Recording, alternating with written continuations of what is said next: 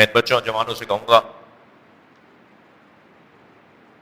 کہ ماں کے چہرے کی طرف، باپ کے چہرے کی طرف دیکھنا عبادت ہے، جیسے خانہ کعبہ کو دیکھنا عبادت ہے، جیسے مصحف کو دیکھنا عبادت ہے، یعنی قرآن مجید کو دیکھنا عبادت ہے۔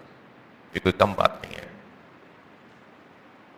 قدر کریں ہم، اگر ہماری مائیں زندہ ہیں، ہمارے باپ زندہ ہیں، اور اگر دنیا سے چلے گئے تو یہ مت سمجھیے گا کہ اب ہمارا کوئی حق نہیں رہا ان کے اوپر، یا ان کا ہم پر حق نہیں رہا۔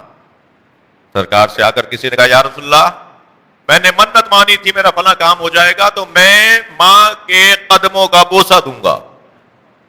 حضرت فرمایا منت پوری کرو۔ تو کہا یا رسول اللہ میری ماں کا انتقال ہو گیا ہے۔ کہا جاؤ اس کی قبر پہ جاؤ اور اس کی پائیں میں بیٹھ کر اس کی پائیں کا بوسہ دو۔ کہا یا رسول اللہ میری ماں کی قبر کا مجھے نہیں پتا۔